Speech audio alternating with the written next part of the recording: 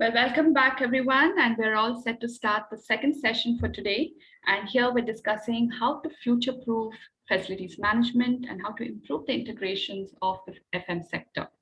So we're taking a slightly different format over here. We have a short presentation by Mr. Francisco Ramalheira, the SVP of Business Development and Marketing of Enova. He will also be moderating a session which will be followed by his presentation, which will include panelists like Mr. Fahad Mohamed, the Director of Dubai and Northern Emirates of Adeeb Group, Mr. Mohamed Abou Laban, the Chief Executive Officer of Deyaar FM, and also joining that panel will be Mr. Ahmed Samir, the Managing Director of the MENA Clean Energy Business Council. So over to you, Mr. Francisco. Thank you very much, Mega, for the introduction. Well, very good morning to everyone who's with us today.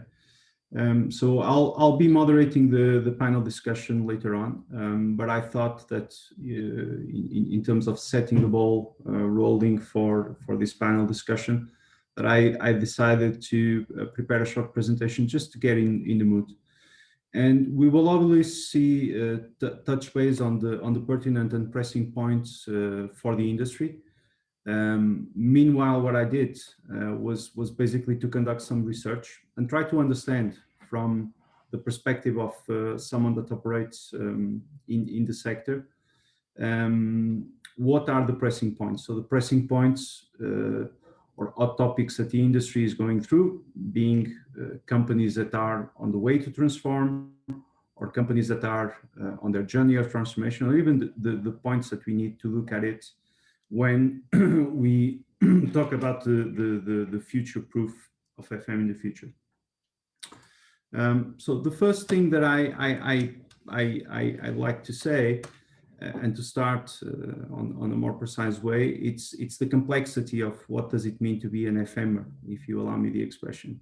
So do not pay too much attention about the date, because you will see that the document might be a little bit old, and you might not even be able to see some of the information that is described on this slide. But what is important here is that it's a very complex ecosystem that relies mostly on three things. So it relies on people, it relies also on processes, and it relies on tools. Or if you want, you can use the expression of technology. So this triad, or more precisely, the balance that exists on this triad, it's for me one of the important topics that needs to be addressed when we're talking about the future of FM. The second thing, it's customer experience. So we often forget that we exist, professionals on this industry exist because of the customers. But beyond the customer, we also exist because of the customer of our customers. And in order for us to provide a seamless service to the end user, we got to pay a lot of attention. It's a fundamental part of our work. And if you allow me to say so, this will remain even more so relevant in the future. The third thing, which also is important when we talk about this topic, it's human capital. So how do we attract it? How do we retain it? How do we develop it? These are all questions that an organization that is committed in terms of its existence and sustainability should be asking and doing efforts, in fact, to address the topic of human resources. The fourth topic, and we see here a robot, but it's not necessarily to do with robots, but the technology advancements that we see taking shape every day. I am sure, and most of you will agree with me, that the way that we do things today will not be the same way that we'll be doing things in the future. I must say that there will probably be substantially different. Not that humans will stop doing what we're doing, or that we will be replaced completely, but at least repetitive tasks, strenuous tasks, and tasks that are dangerous can be and will be supported by the use of technology. The fifth point that I also want to discuss during the panel discussion is about the way that we see data. more precisely the way that we manage it, and more importantly, how can we analyze it to take decisions. For me, this is not just the advent of digital and connectivity. I know that we are all been spending a lot more time on platforms. This forum is the typical example. But today, I think that we are in an era where fast and precise decision-making should be made on solid intelligence, and solid intelligence that will come from data. And the sixth and final point, not the least important, is climate change. It is without a doubt a challenging, or if you allow me, probably the most important topic that us, not just FMers, but humanity in general, must address in the coming, I would say, decade, 20 years. We know that if we do not take action today, in fact, yesterday, life as we know it might be at risk. So with this said, and with these topics presented, I'd like to invite the panelists, Ahmed, Elbermbali, Fahad, Mohamed, and Mohamed, Abou Laban, to join me for a short session in terms of discussion. So the way that this will work is I have prepared a few questions in advance for the panelists that I will be asking, and we will have a chance later on to address some of the questions that the public might want to ask to any of us. So I'll start maybe with you, Mohamed, and I'll take the topic of the technology advancements or the technological trends that we see, and it is being used or embraced by the FM industry. So how do you see, and what's your opinion somehow on what must we embrace and what must we accelerate to continue to be valuable for property owners and building users in terms of our industry? First of all, good morning, Francisco. Good morning to Fahad and Ahmed, and to everybody with us, joining us, as well as Fatima. With regards to your question, I think the property owners and building users obviously should embrace the use of advanced CAFM system. But I think at this stage, we need to look beyond that. So for example, IoT and smart devices. The cost of buying and implementing IoT sensors now has come down, and hopefully it will continue to do so. The most important factor is its growth, is the ability for the software to integrate and intake the data from these sensors. A good first step is installing them for energy management. Not only with these new data sources, we help meet sustainability and green initiatives put by the executive leadership and government regulations, but it can help drastically cut utility costs by pinpointing where energy waste is happening. The other thing is BIM technology, which is building information management. Now, this is adopted with new projects where the CAD drawings are there, and then they put them together and they will help the FM team in operating the building. The third thing that comes to my mind is the drone technology. I believe it's still early, but I've seen it in a demonstration in Blue Waters here in Dubai. Some people are using it for window cleaning. Some people are using it for inspection, but mainly I think for thermal imaging and seeing where AC is leaking outside of the building and then helping close those gaps. So technology is definitely gonna continue and gonna grow, and it's for us FMs to find ways where it can help us reduce costs and reduce wastage of energy and become more efficient and effective. Thank you, Mohamed, for the answer. I think that you touch on some interesting topics, topics that most of us are looking into it, and I'll probably take this to Fahad.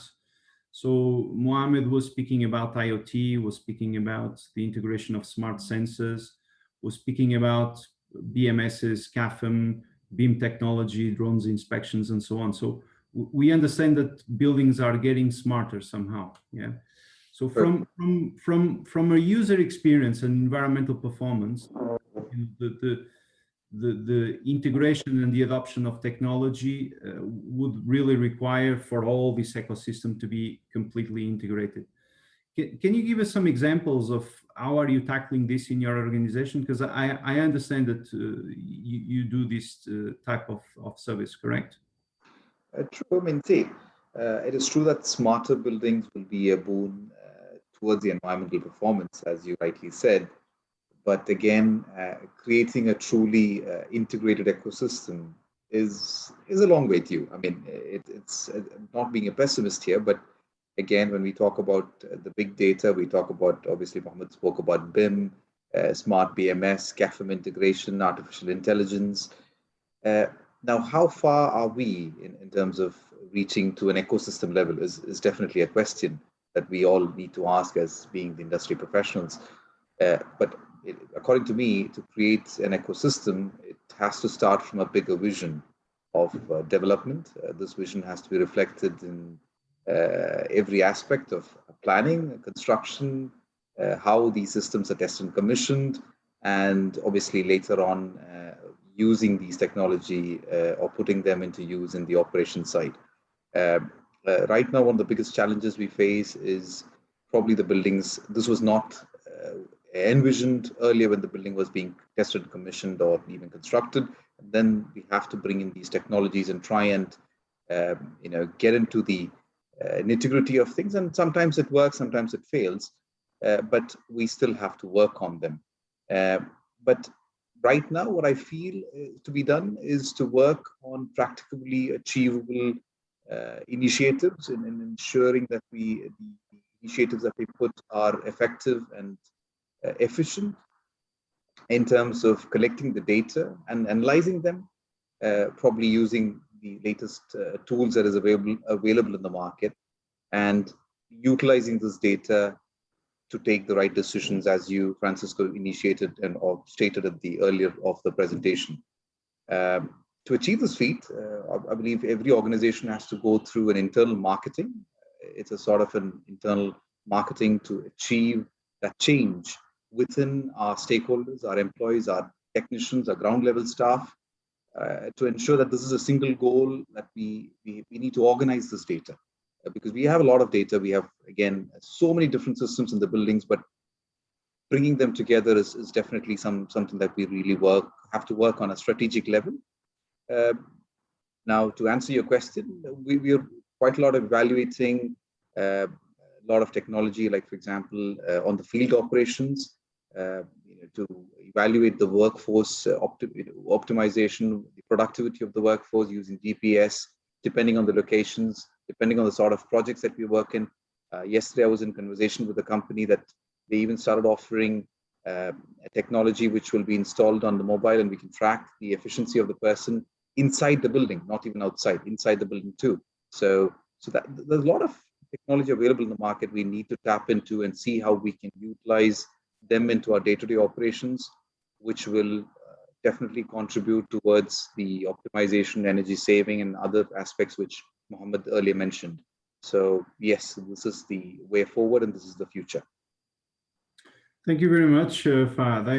I took one bit of your sentence, which is the productivity and operational analysis. I think this is an important topic, and I'll probably revisit that. But before going there, I'll take the chance to switch to Ahmed. And I'm sure, Ahmed, that you have at least heard or flicked through the relevant outcomes of the last IPCC assessment report on climate change. So I'm going to the last topic that we discussed, because some things have been said. So we know that energy use is conspicuously related with climate change. We know that. I mean, it's a lot has been said about carbon emissions or GHG emissions in general. So do you believe that facility managers should be doing more to curb the utility consumption on the built environment, specifically on the buildings that they manage, obviously, but do you think we should be doing more? Good morning, everyone, and thank you for having me. Just to give some context, the IPCC report mentioned that over the last 20 years, actually, specifically the last 20 years, the human activity is the main reason actually for climate change. And between 1850 to 1090, the human activity actually increased the worldwide temperature by actually 1.1 degrees Celsius. And over the next 20 years, we're actually expecting, if we continue with the same kind of activities, we'll be reaching 1.5 quite easily. So there has to be change. And that would take us to another point, which is worldwide buildings consume about 40% of the global energy, 25% of the global water, 40% of the global resources, and they emit almost 1/3 of the global greenhouse gas emissions. So that gives you some context that there has to be an action on actually reducing the energy consumption. That's actually much higher even in the Gulf region. In our region, I think these numbers are much higher than this global average. So I think facility managers play a fundamental role in actually reducing the energy use in buildings. And that's now with the need of energy management systems to adjust the functions like the different functions like heating, venting, lighting, air conditioning, etc. And we see that facility managers can actually become the central player for energy management and according to reducing the energy consumption of buildings. A facility manager could normally significantly change the electricity or the gas consumption by varying these different factors within the building. A simple thing like setting the heating point lower than usual could actually have a fundamental decrease of the energy consumption of a building. So it's a very small thing, but over the time, this actually would result in a very huge impact that we can actually see and feel.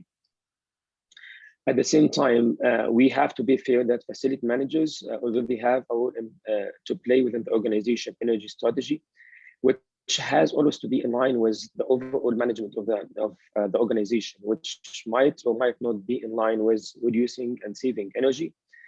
And that actually creates a lot of conflict sometimes.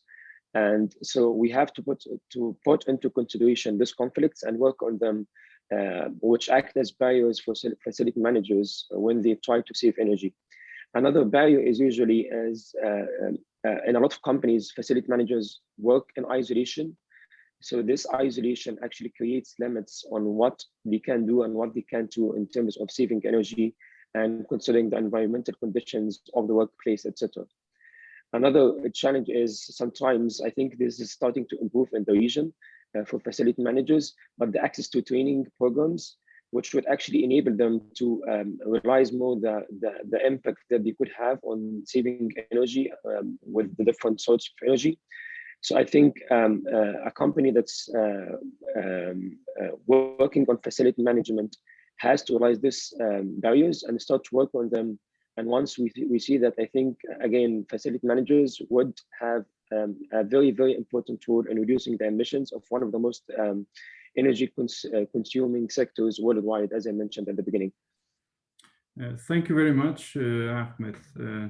So small tasks, big impact, collaboration and access for training were the three things that I retained from your answer.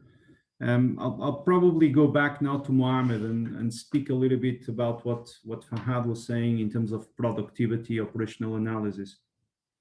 And I mean, still connecting with the topic of technology, I know that technology and introducing new services as part of the service delivery methodology can help facility managers be better prepared for the future.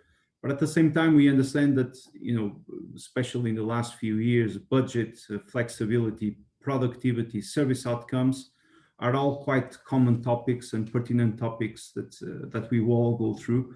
So can you please let us know from experience, how have you been addressing this to improve quality, but at the same time, ensure that you reduce costs within your organization and also for your customers? Thank you for the question. I think we have two sides to this question. One is technology, and then introducing new services. So, and how that affects our bottom line, and at the same time reduces cost for our customers. So for the first, in our organization, Deyaar FM, our CAFM is fully integrated with our ERP system. We have full deployment on mobility solution on hard services and for soft services across the main sites. Also, we utilize a mobility solution for QHSE inspections. There's a module in our CAFM system that helps us do that. And that also open tickets automatically, which we can then track. Obviously, this system gives full transparency to the facilities managers, to their engineers, to their supervisors, but also to the operation director and myself. And that gives us technical as well as financial data. So from PPMs, from pending work orders, from pending POs. So for example, if there's a purchase order that is pending, I can personally track is it in procurement or finance or operation, etc. Then in itself, this reduces our overheads. How does it do that? We have nearly doubled our revenue in the past 2 years, and we didn't have to increase our back office. So technology helped us increase the output of our staff without increasing any costs. Now, for the second part, we have introduced new services such as disinfection and sanitization services. Obviously, the driver behind that was COVID, but also we brought in-house many services like chiller maintenance, as well as water tank cleaning and external glass cleaning through rope access. This was the latest one. Now, all these things reduce our costs, and at the end, this reflects back on our clients' bill, where we believe, as business partners, we need to look how can we reduce costs for them and provide a good service with a low cost. Another driver, honestly, was RERA requiring that we hold a license for things that we deliver or we say we deliver. So we said, okay, what can we do in-house, and which needs high technology, or it needs certain tools, or it needs certain certification. For example, we just acquired the BICS certification, which is also very important on the hygiene and soft services. So I hope I answered the question. Yeah, thank you very much, Mohamed. I'm just taking some notes because it's always good to understand what other thought leaders are doing. And I took here a few interesting notes. So you're saying that the integration of all your backbone systems is helping you manage better your organization. At the same time, some of this is translated into quality, as far as I understood. You also took an initiative to internalize services and to provide new services to your clients, which basically broadens the scope of you in front of your customer. So leading into a sort of a fidelization with your customer. And in fact, you've done this with some outcomes in terms of certifications, which is quite impressive. Thank you very much, Mohamed. So switching back to Ahmed. I had the chance to explain about user experience, and we know that today you have a lot of multi-destination locations, so where people go to do everything that they need to do. So within this concept, mobility becomes quite important and a prominent topic. So the access of their own means of transportation, but also the access of mass transportation systems. And within the context of their own, let's say, individual transportation systems, we know that today there is a trend for electrical vehicles and hybrid vehicles and the like. So what would be your advice to the wider community? I'm not just talking about facility managers, but also talking about property managers and property owners. In terms of their strategy to adopt in the immediate future, because we know that this is a very fast-paced type of change. to address these mobility requirements? Sure. So I think we agree that usually if someone is moving, he's actually moving from one building to another building. So the mobility is all enabled by how buildings are designed and and that actually facility managers and property managers have a very fundamental role in actually how could people access these buildings and how convenient and how much emissions they actually eventually produce in that movement. So in a lot of cases that comes back to the design stage of the building itself, but also in a lot of cases it comes to the role of the facility manager as well. One of these is, as you mentioned, if we take the electric vehicles, a key enabler is having the necessary infrastructure to enable or remove the range anxiety, so people can actually make sure that if they're going to your building or visit the government authority, etc., they have the necessary infrastructure that they can use to charge, and it's actually accessible. It's not just doesn't just exist, but it's also accessible for them to charge. What connects with that as well is the use of technology. So there's a lot of now they call it charge point management systems that will enable the user eventually to actually have access to that. And that links very well with the energy management, because if you have this charging stations connected to the energy management system of the building, eventually you can use those vehicles in the future. Once you have the vehicle to good technology available, you can use those vehicles to actually enable more your energy reduction strategy. So that's for the EV side. So having the necessary infrastructure, being future-proof, and start to actually installing the electric vehicles at early stage, even if you don't have users in the building or the employees in your office building or the residents in your tower, etc., don't have EVs right now. I think being future-proof and planning with the necessary infrastructure is very important. Another point when you mentioned in the mass transit, I think one thing we always discuss is we all need to move to electric vehicles, but if all cars are electric, I think we still have traffic on the roads.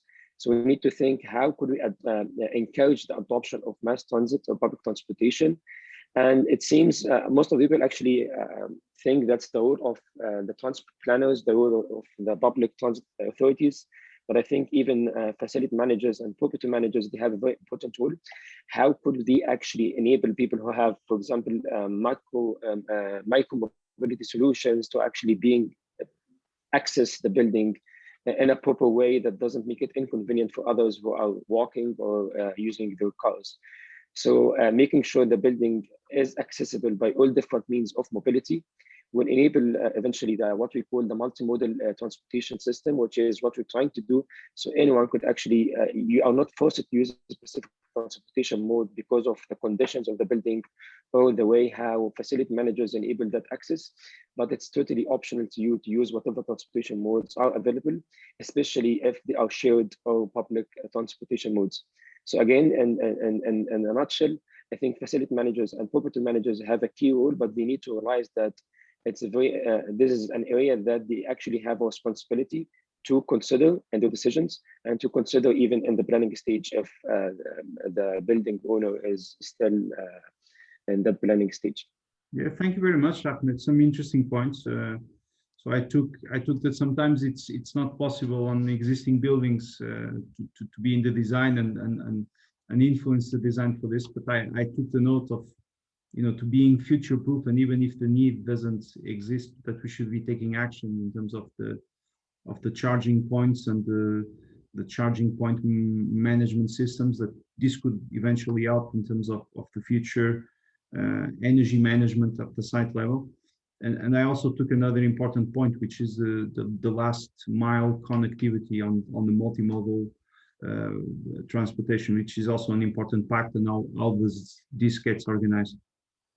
Now, changing maybe a little bit the topic and going back to Fahad, and we know that, I mean, within all the industries, but within our industry, finding talent seems to be a challenge. Yeah, finding the right talent seems to be a challenge, and I think that within the current environment, restrictions of traveling, if people are coming from abroad and so on, this has been somehow even more challenging for us. At the same time, I mean, when we onboard someone, or when we have an existing workforce, we also need to think about their development. I know that you have touched base that, Mohamed also touched base on that.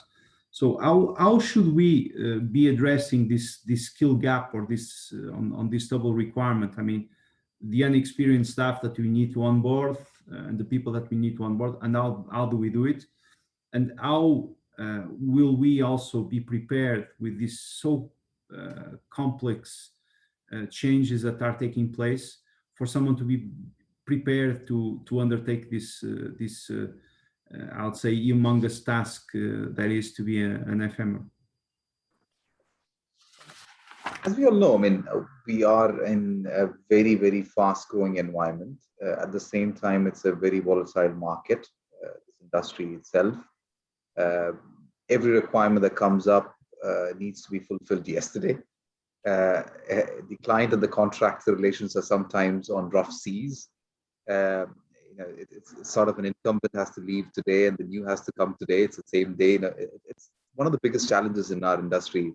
And especially, as you rightly said, due to the COVID-19 restrictions, we are going through a number of challenges, which even we find a solution today, tomorrow that becomes a problem again. And the reality is that we are all pushing and pulling the same limited pool of people who are expected to show their brilliance in the shortest possible time.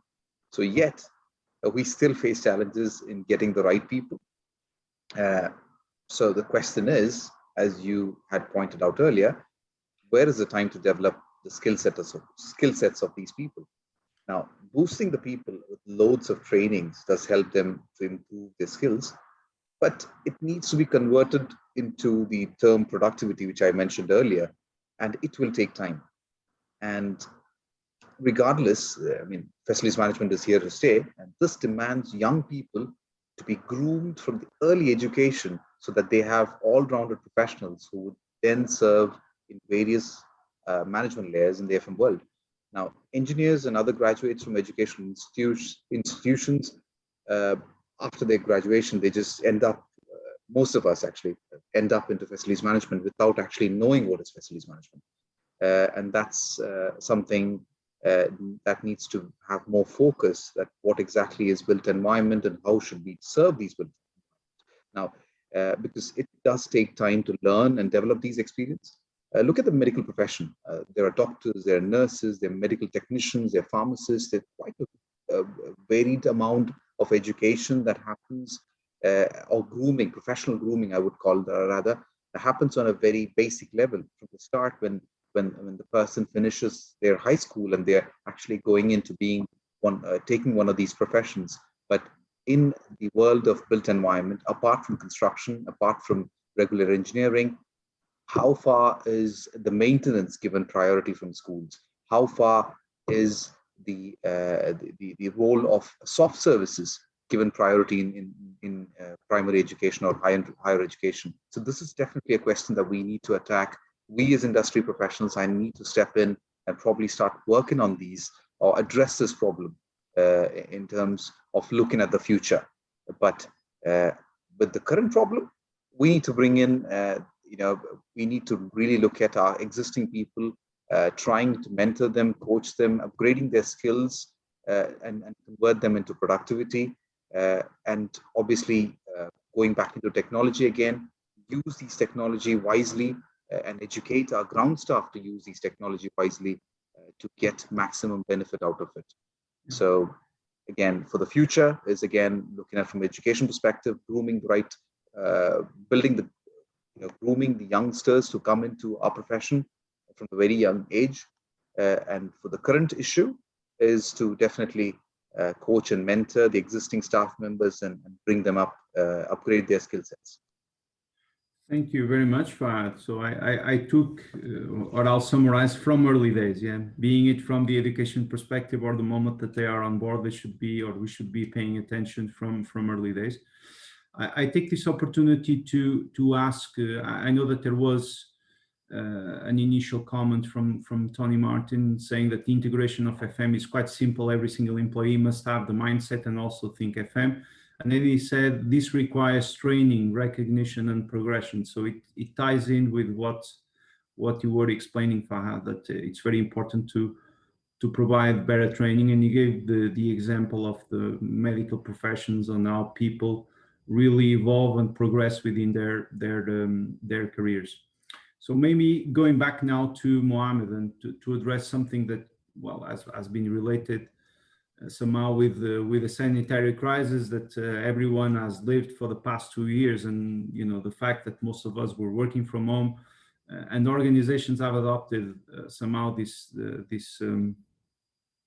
model, and is still allowing their employees to work remotely. So have you noticed a demand for greater space flexibility or space repurposing and adjustments within your customers? And do you think that this trend will continue? And should we be doing something to address it and to adapt to this changing demand? Yes, we actually have noticed that. And just to put that in perspective, I was reading a survey or result of a survey, international survey. So 71% of tenants indicate that the mass shift to remote work has fundamentally changed their space usages. 54% of tenants plan on adopting or expanding their use of hot desking, and over 60% of the landlord see their tenants negotiating new lease terms. Now, when we look at workplace or workspace strategy, it's becoming a key tool to enhance employee engagement and retention. Workspaces can become more modular and activity-based to increase agility and flexibility with changing workforce, while decreasing the total square footage. Lifestyle amenities such as playrooms, gym, yoga, meditation, daycare, recreation rooms, even nap areas have become common features to enhance employee experience. Also, the wellness designs, companies can invest in workspaces with appealing acoustics, lighting, furniture, and flooring, among other features, to make it more interesting for staff for spending more time within the organization. I think big multinationals started that, and now other companies are adopting this. But I think before COVID and after COVID is different. People now, even if we started going back, and the government here in Dubai said 100% people can go back to the offices, but the staff are not ready to adopt it, and the management are not ready to adopt it. And it actually works for both the employer and the employees. So from an employer perspective, they can save on their rent if they have less space. They can, they wanted to also, as we said, make the space more friendly so that they can use the extra space to make it have more amenities. The employees can save on traveling times. I know from certain moms that they enjoy working from home.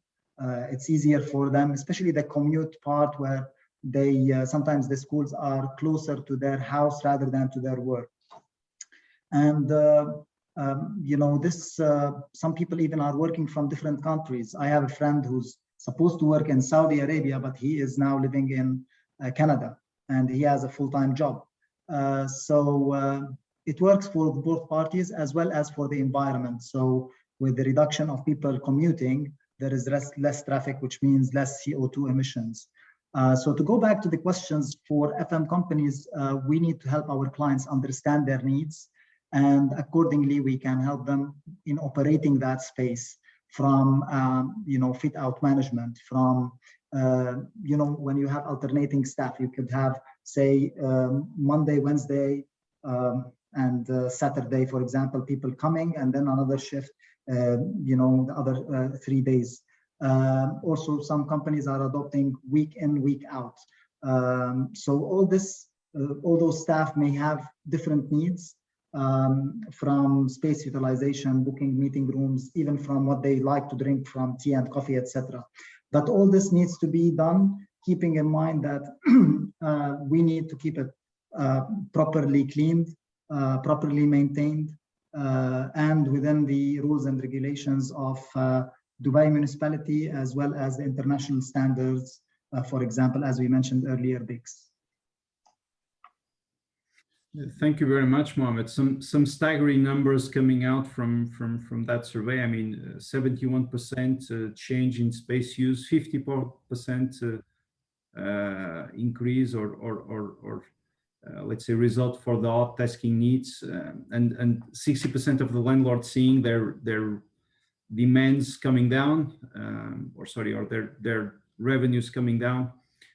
Because of the need of renegotiating the contracts. But I took some interesting points. I mean, the fact that we see lifestyle areas enhance the space, the amenities, and this will probably lead also in terms of other services that we need to do and to be adapted to in terms of the fit out and so on.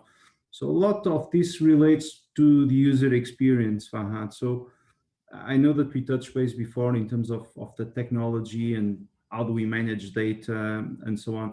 But do you think that managing data imposes risks for us or will impose risks for us in the future?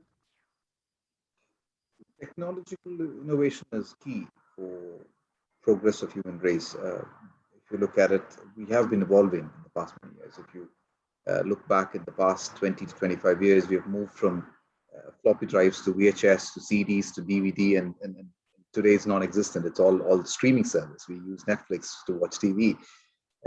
And how we move from a big bulky suitcase to a smartphone, which is actually now put in your pockets, which is probably faster than your laptop. So things are changing and progressing very fast, and people have accepted it.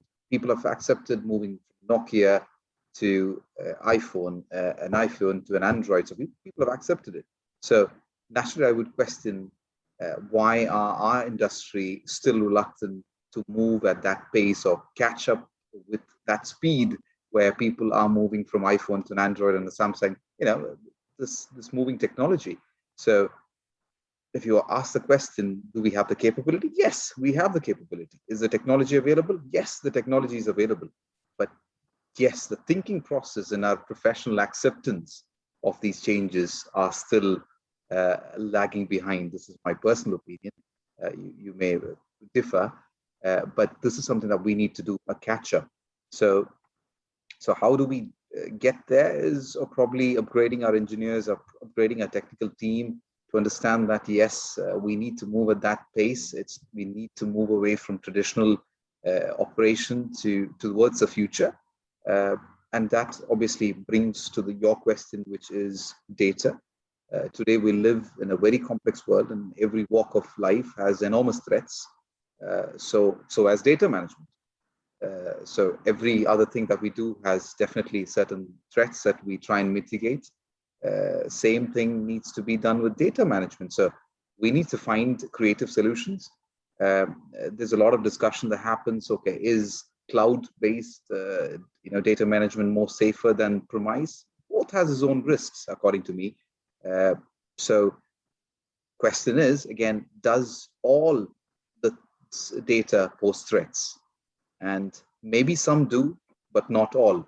So this is up to us as being the professionals in the industry or the respective companies to analyze them and say, okay, fine, this data might be a threat for our confidentiality. Maybe this is not. So I would say that we should identify them, prioritize them, and stop worrying about the data which is not critical for us or critical for the organization in terms of its confidentiality, which will help or which will make it much easier to move forward faster.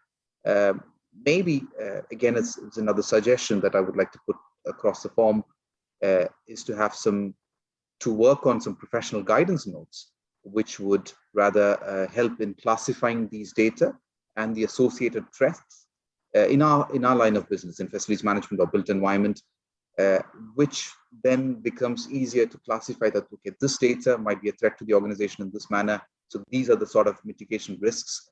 And it will be a much easier sell to our stakeholders or a board who necessarily may not understand our business.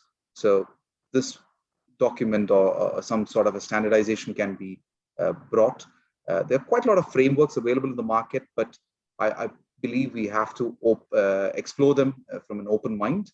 But it also depends on our clients. Now, being a service provider, you might bring in a lot of technological innovation, but it needs to be accepted by your clients too, because obviously your clients needs to understand the criticality of that particular data. But I think so with a joint long-term vision and a very clear-cut purpose, whatever hurdles that we have on our way today can be curbed and we can move ahead with a lot of creativity.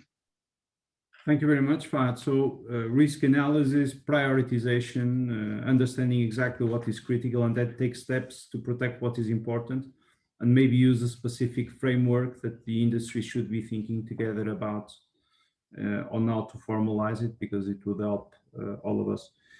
So we started receiving our questions.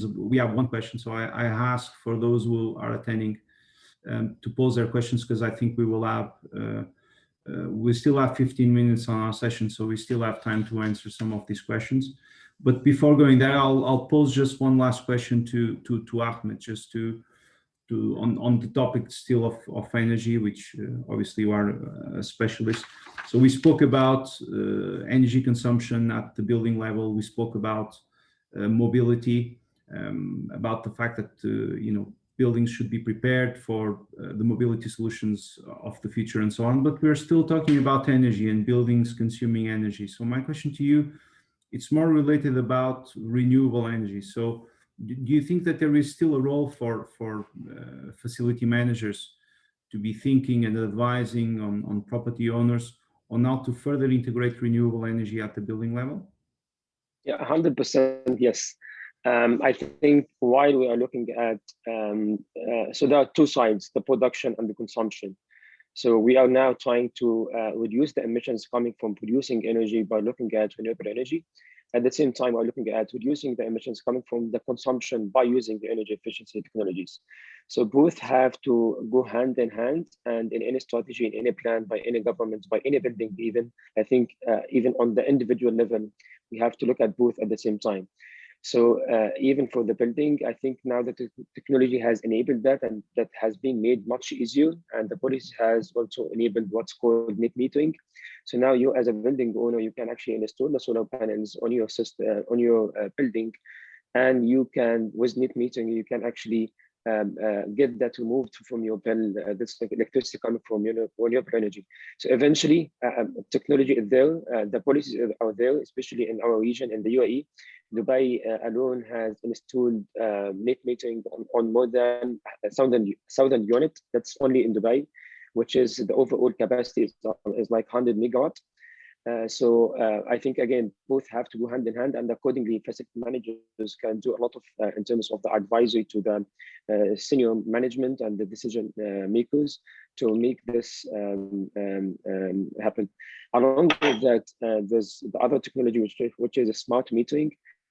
So even on the consumption side, you can advise much more precisely on what needs to be controlled, and how could you actually reduce your emissions in terms of consumption. And that eventually will lead to having a stable grid that you don't have to invest so much money in upgrading your grid or changing the infrastructure, etc.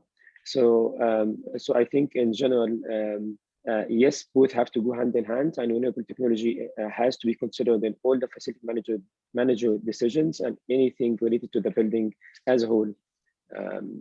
I hope that answers. Yeah, thank you very much, Ahmed. I take two numbers. You used the number 100 twice to say 100% yes, we should be doing more, and the 100 megawatt installed capacity. So which means that we still have space for further installations to come up, which would help on the overall thing. And I also took note of the smart metering and how could this help take decisions in the future, and how do you manage and how or what size could you be willing to install your renewable energy system on site. So I'll take this chance to go back to the attendees of the forum. So we only have one question from Teklal Mahatu. And the question that he asks, and I'm asking this to the panelists, so whoever feels okay to answer, please go ahead. If someone needs to compliment, you can always compliment. So what does the panelists think about the cost of overall FM for property if it will rise after COVID reopening, or if it will reduce, or you believe there will be no changes in the way that that you have the FM costs now? I'll start if you'd like to talk about costs. It's one of my favorite subjects to try and always try to find ways to reduce costs. I think something positive came out of COVID, where for us as big companies, small shops, let's call them, which are branded as FM service providers, has gone out of the market. However, the competition became more fierce in the market, as always in Dubai market and UAE market in particular. So there will always be a drive to reduce costs. As we said earlier, we talked about bringing services in-house. We are doing that for one, reducing cost for our clients, providing a single point of contact for the client, at the end, reducing his service charge if he's in a residential or commercial tower. So I don't think that there will be a significant impact. For example, yes, we have adopted more health and safety measures, something new with regards to sanitization, which I think it will continue in the future. It became just a way of life for many people and for the community. But the cost of it is actually not that big. At the beginning of COVID, I remember we wanted to buy masks, or we wanted to buy gloves or sanitary ware, and it was really expensive. And with time, it just became more available, more cost effective, etc. And the impact on the overall service charge or service cost is negligible. So again, competition will drive costs down as always, but obviously there's a limit where below that limit, you are talking about hindering quality and hindering safety. And I don't think any of the companies operating in the UAE or in the region would want that. Thank you very much. Fahad, do you want to comment on something? Yes, I mean, Mohammed has addressed most of the future challenges we're going through at this point in time. And the past 2 years is definitely an eye-opener to most industry. And the FM field is also being questioned and challenged on numerous issues in terms of costs versus efficiency versus what can we give back to the customer. Obviously, the expectations of the customer is very high, and especially in this part of the region. But obviously, there is a lot of restrictions in how much we can spend. So this is definitely a balancing act. We as the FM professionals and industry has to do to balance cost versus what we can deliver as in terms to meet their expectations. So yes, we have to find innovative ways. We have to look at different methods that we can put in practice, look at the international best practices which we can bring on board, which might make things easier. Yes, initially transitions will be difficult, but eventually we will get used to it. So this is what I believe. Thank you very much, Fahad. Look, I don't see, there is one more question now from Tekla. So question to Ahmed. Do you think we would be able to achieve 1.5 degrees temperature reduction by 2050? And if yes, what are the key areas FM and CRE should be contributing? Yes, if we want to. The challenge is policymakers don't want to.